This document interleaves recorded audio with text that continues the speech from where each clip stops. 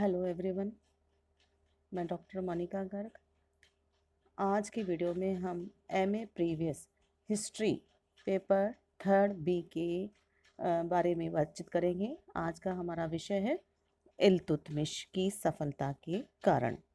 तो सुल्तान शमशुद्दीन इल्तुतमिश ने अमीर वर्ग के विरोध और भारी कठिनाइयों के बावजूद सल्तनत के संगठन और सुदृढ़ीकरण में सफलता प्राप्त की। ताज और अमीर वर्ग के संघर्ष में उसको अपने शासनकाल में निर्णायक सफलता मिली। एक के बाद एक सैनिक कार्रवाई करके विद्रोही तुर्की सरदारों और गद्दी के दावेदारों का उसने दमन किया। इल्तुतमिश 1211 में जब गद्दी पर बैठा तब इस बात की भारी आशंका थी कि तुर्की सल्तनत टूटकर कई भागों में विभक्त हो जाएगी। किंतु इल्तुतमिश परिस्थितियों से निराश होने वाला सुल्तान नहीं था। उसने बड़े धैर्य और साहस के साथ तथा साथ ही साथ भारी कूटनीतिक बुद्धिमत्ता का प्रदर्शन करते हुए कठिनाइयों पर विजय पाई और न केवल सल्तनत के विभाजन में के खतरों को दूर किया बल्कि सल्तनत का विस्तार भी किया। उसने दिल्ली के विद्रोही सरदारों और अमीरों को कुचलकर पहले राजधानी में अपनी स्थिति सुदृढ़ की। इसके बाद एक एक करके उसने ताजुद्दीन यल्दुस, नासुद्दीन कुबाचा और हिसामुद्दीन इवास को कुचल दिया। जलालुद्दीन मकबरनी को शरण न देकर उसने चंगेज खां के हाथों दिल्ली की प्रभुता को भी ठुकरा दिया। उन पर इल्तुतमिश ने पुनः सल्तनत का सिक्का बैठा दिया। तो इस प्रकार चारों ओर के खतरों से उसने दिल्ली सल्तनत को बचाया और प्रांतों में अपने विश्वसनीय इक्तेदारों को नियुक्त कर सल्तनत को सुदृढ़ किया। इल्तुतमिश ने बहुत तेजी से विजय अभियान नहीं किए, परंतु उसने जो विजय कार्य किए और जिस किसी भी क्षेत्र में अपनी सेना भेजी वहाँ प्राय सदा ही सफल रहा। तो इस प्रकार इल्तुतमिश की सफलता के बारे में हम अपने जो पॉइंट्स हैं उनको देखेंगे कि क्या क्या पॉइंट्स हैं, किस वजह से उसको सफलता प्राप्त हुई, किस प्रकार से क्या कारण रहा है कि सल्तनत का सुदृढ़ीकरण में इल्तुतमिश को सफलता प्राप्त हुई। तो पहला पॉइंट तो हमारा यही है, स्वयं की योग्यता और दृढ़ता। इल्तुतमिश स्वयं एक वीर, साहसी, दृढ़ निश्चयी, सावधान और दूरदर्शी सुल्तान था जिसने राज सिंहासन को कभी फूलों की सेज नहीं समझा। वह सिंहासन की सुरक्षा और सुदृढ़ता के लिए निरंतर प्रयत्नशील रहा। सभी शत्रुओं का उसने निर्णायक प्रहार किए। पहले निकटवर्ती शत्रुओं का सफाया किया, उसके बाद वह दूर के शत्रुओं से उलझा। इसके अतिरिक्त उसने यह भी नीति अपनाई कि उसके शत्रु परस्पर संयुक्त न हो। तो अपनी चारित्रिक विशेषताओं के बल पर इल्तुतमिश ने शक्तिशाली शत्रुओं को कुचल दिया। इसी तरह शत्रुओं की आपसी फूट का भी उसने फायदा उठाया। और उसके शत्रु कहते प्रबल तो थे लेकिन आपसी फूट के शिकार थे। उनमें राजनीतिकता की कमी थी, तो वो क्या परस्पर संयुक्त होकर इल्तुतमिश का सामना नहीं कर पाए और इल्तुतमिश ने इन शत्रुओं को पारस्परिक संघर्ष के पहले पहले तो अपने आप को अलग रखा, परंतु बाद में समय पाकर एक एक कर उनकी शक्ति को छिन्न भिन्न कर दिया। इसी तरह से उसने मध्य एशिया की अराजकता है उसका भी लाभ उठाया। मंगोलों के आक्रमण से भयग्रस्त बहुत से लोग जो है मध्य एशिया से भारत भाग आए थे। इनमें से अनेक व्यक्ति शासन कला में निपुण थे। तो इल्तुतमिश ने इन्हें अपने दरबार में शरण दी और इनकी सहायता से उसने एक उत्तम शासन प्रणाली का सूत्रपात किया। कठोर शासन नीति भी अपनाई उसने। वह युग ही खूनी और तलवार का था। उसने विरोधी सरदारों को निर्ममता से कुचला और अपनी सैनिक शक्ति का आतंक फैलाकर ऐसा वातावरण उत्पन्न कर दिया कि सैनिक भी अनुशासित ढंग से रहने लगे। हमारा पांचवा पॉइंट है कुशल शासन प्रणाली। तो इल्तुतमिश ने शासन प्रबंध पर भी काफ़ी ध्यान दिया। मिनाज सिराज जो समय का व्यक्ति था या उसने तब लिखा था अपनी बुक में, वो कहता है कि उसके शासन प्रबंध में प्रजा सुख और शांति से रहने लगी थी। 40 तुर्की गुलामों का सहयोग। अब ये 40 तुर्की गुलाम क्या थे?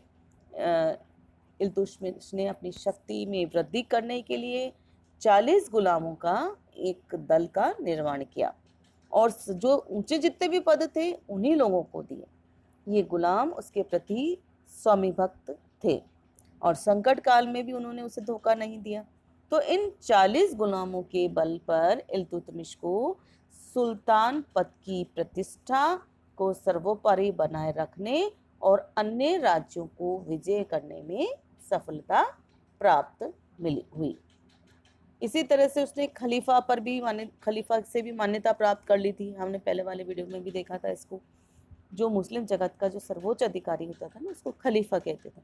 तो खलीफा ने इल्तुतमिश को भारत के सुल्तान के रूप में मान्यता दे दी। तो इस मान्यता देने से इल्तुतमिश की स्थिति काफ़ी सुदृढ़ हो गई। इस खुशी में उसने भारत में प्रथम अरबी सिक्का चलाया जिस पर खलीफा का नाम था।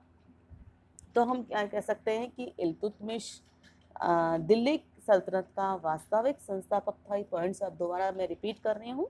इल्तुतमिश दिल्ली सल्तनत का वास्तविक संस्थापक कहलाता था और उसका जो शासनकाल था 1210 से 1236 यानी कि 26 वर्ष तक रहा।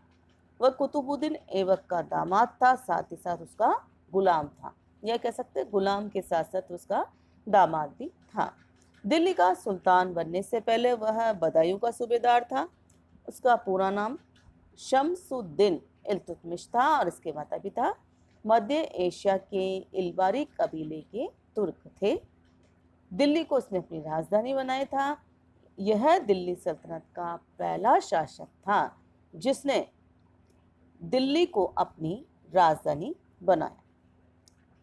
इसी तरह से इसने 40 अमीर दलों का या 40 सरदारों का एक दल बनाया जिसे तिरकान ए चहलगानी कहा गया। अभी तिरकान ए चहलगानी पर कई बार क्वेश्चन आता है कि 40 तुर्की गुलामों का दल क्या था। तो आप लिख सकते हैं कि इसने एक दल का निर्माण किया और सभी जो ऊंचे पद थे इन व्यक्तियों को दिए गए और ये गुलाम उसके प्रति सदा स्वामी भक्त बने रहे और संकट काल में भी उन्होंने इसे कभी धोखा नहीं दिया। अब हम देखेंगे कि सिक्कों का किस प्रकार से उसने प्रयोग किया। इल्तुतमिश पहला तुर्क सुल्तान था जिसने शुद्ध अरबी के सिक्के चलाए। चांदी का टका और तांबे की चीतल का प्रचलन भी उसने करा तथा दिल्ली में टकसाल की स्थापना की। इक्ता व्यवस्था, अभी इक्ता व्यवस्था पर भी कई बार प्रश्न आ जाता है कि इक्ता व्यवस्था क्या है। तो इल्तुतमिश ने इक्ता प्रणाली को प्रारंभ किया जिसका मतलब था धन के स्थान पर तनख्वाह के रूप में भूमि प्रदान करना। ये व्यवस्था 1226 में इसने प्रारंभ की थी। ठीक है, और इसका अंत क्या था? अलाउद्दीन खिलजी ने। इसी तरह से हम इस टॉपिक में देखेंगे कि इल्तुतमिश ने क्या क्या निर्माण कार्य किया, क्या क्या इमारतें बनाई। तो भारत में पहला जो मकबरा बनवाया था, दिल्ली में इसने स्वयं के मकबरे का निर्माण कराया जो स्क्रिच शैली में बना भारत का पहला मकबरा था। कुतुब मीनार को इल्तुतमिश ने पूरा कराया। अजमेर की मस्जिद का निर्माण किया। इल्तुतमिश को भारत में गुंबद निर्माण का पिता कहा जाता था और उसे सुल्तानगढ़ी का भी उसने निर्माण किया। बदायूं की जामा मस्जिद, नागौर में आर्टकिन के दरवाजे का निर्माण किया। बदायूं में होजे खास का भी निर्माण किया। अब हम इल्तुतमिश के जो युद्ध लड़े गए थे उस पर वापस आपसे चर्चा कर रही हूँ मैं कि एक तो तुर्की राज्य को मंगोल आक्रमण से बचाया इल्तुतमिश ने पहला। 1226 में बंगाल पर विजय पाकर बंगाल को दिल्ली सल्तनत का इक्ता मतलब तो सूबा बनाया। 1226 में रणथंबोर को जीता और परमाणु की जो राजधानी मंदोर उस पर अधिकार किया। इसकी सेना हश्मिया कल्ब, इल्तुतमिश की जो सेना थी क्या कहलाती थी? हश्मिया कल्ब या कल्ब सुल्तानी कहलाती थी। और इसी के काल में मंगोलों ने चंगेज खां के नेतृत्व में भारत में आक्रमण किया। अब इसके दरबार में जो विद्वान थे उनमें प्रमुख थे जो इसका प्रधानमंत्री था निजामुल मुल्क जुनेदी, ये एक प्रसिद्ध विद्वान था। इसी तरह इसके दरबारी लेखक का नाम था मिनाज उस सिराज, जिसका जो ग्रंथ था वो था तबकाते नासरी। अब इल्तुतमिश की मृत्यु, जैसे मैंने बताया था आपको, बयाना पर आक्रमण करते समय जाने पर वह रोगग्रस्त हो गया था और 30 अप्रैल 1236 में उसकी मृत्यु हो गई थी। तो इस प्रकार इल्तुतमिश ने शासन में स्थायित्व लाने वाला व्यक्ति था, जिसने शक्तिशाली केंद्र सरकार की स्थापना की और अनेक लोक कल्याणकारी कार्य किए।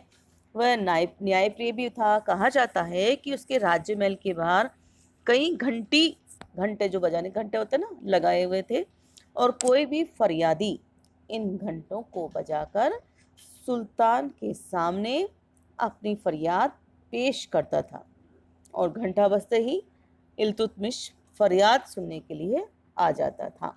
तो इस प्रकार आज का जो हमने वीडियो देखा वह इल्तुतमिश की सिक्कों पर, उसकी उपलब्धियों पर आधारित था। धन्यवाद।